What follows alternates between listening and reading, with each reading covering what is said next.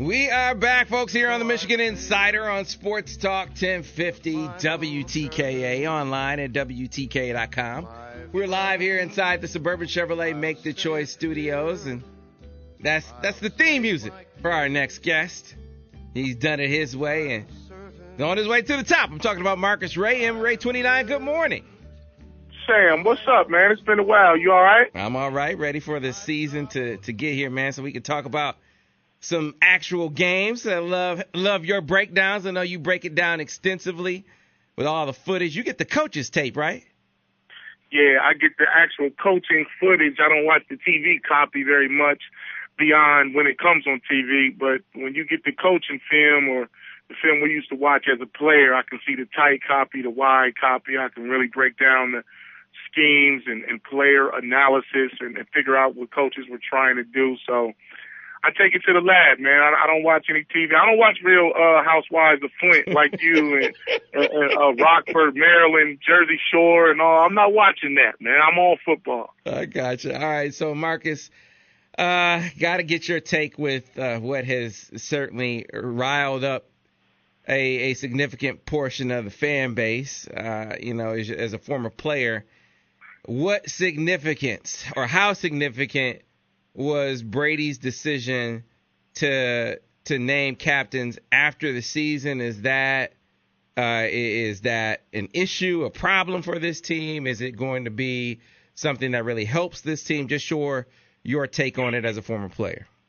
I don't mind that. I'm a former captain, and I know tradition is tradition. But, man, it's a new day. He needs to find other ways to get his team going.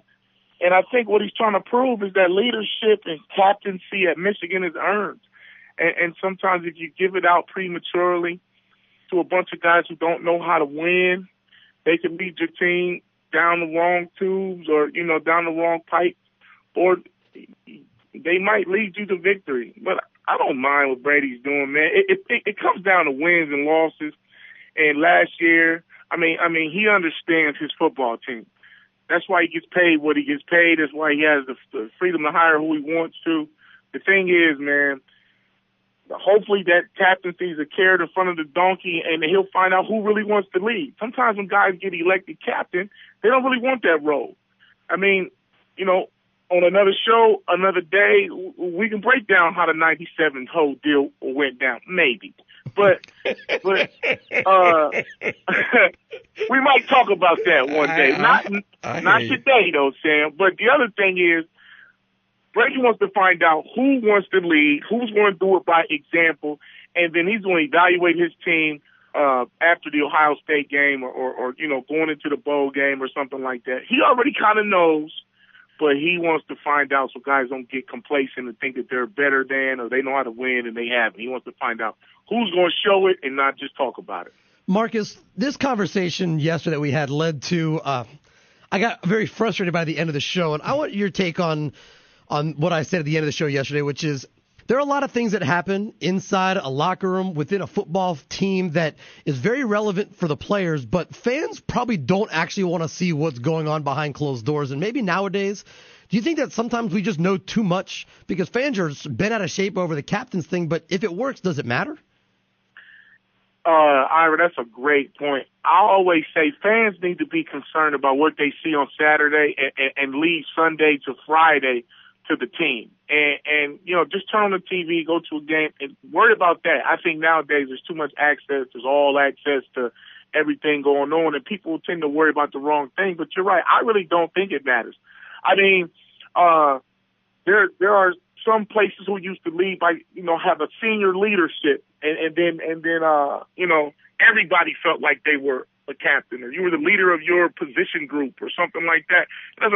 Captains, that stuff is so overrated. I mean, you can have one captain, 4 captains, 8 captains. I've seen it done so many different ways. All right, so Marcus, let's do this exercise. We don't have to go in depth, but I mean, talk to me about the leadership dynamic on that 97 team. I know Eric Mays was a captain per se, but sounds like to me you're saying there are a lot of guys that led on that team.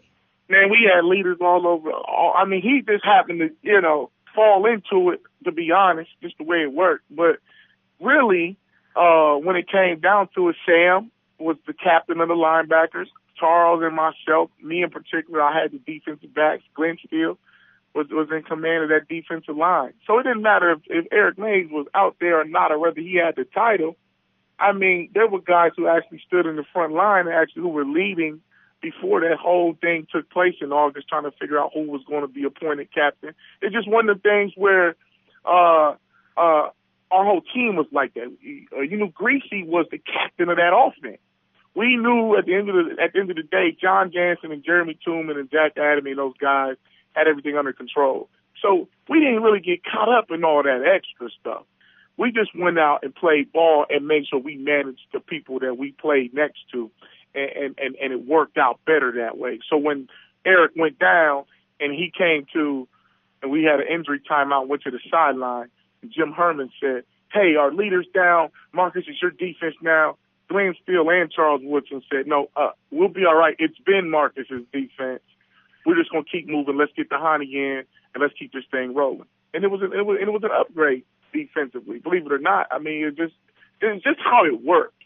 And I'm gonna always be honest with you on here. But I hear the honesty coming through as you speak. And basically, when Charles and Glenn said we'll be okay, they just meant that I had already been quarterbacking that defense. You know what I mean? Like we already knew what it was. We just had to keep going. Keep things the way they were. Marcus Ray, always candid. That's what I love about you, man. Always candid. This is we still have another opportunity to kind of get it in before we got another couple of minutes before we go to a halftime, because Marcus, people have been saying we've been going kind of long, so we're going to split it up. But we also this week really delved into with the coordinators their outlook for the year, and Greg Madison. He said it's clear he expects the defense to be really good. And there was a specific question about, do you think this will be your best defense since you've been here? And he said that, no offense to Mike Martin and those guys, but yeah, I expect this to be. I'm curious, Marcus, of what you've seen from these guys. Do you think that this defense will be better than the one that we saw them field in 2011? Yeah, first of all, I think the schedule in 2011 was a little watered down, and they actually played pretty good football for the hand they were dealt. I think this is a better defense from a personnel standpoint across the front. If you look, Michigan really has an underrated defensive line. No one's talking about Willie Henry, Frank Clark, Bayer, Wormley, and all the guys.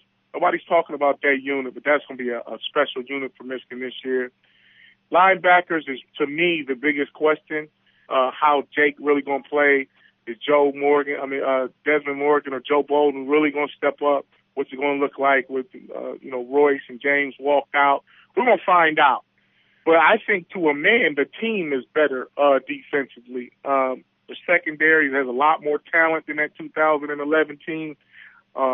They got, legitimately 4 guys who can play and cover. Wilson's out there. So I think it's just a better personnel group, and they've been through it. Greg now's coached them up, and he would know, and even if they weren't better this year, he probably would just say it just to keep those guys' hopes up. But I think, honestly, he feels like this is the first year he has a complete defense from a defensive line standpoint. He has veteran linebackers. Jake Bryan, like I said, we'll figure it out. And he has an athletic secondary, finally. So now he can do what he wants to do. That's why he's so excited.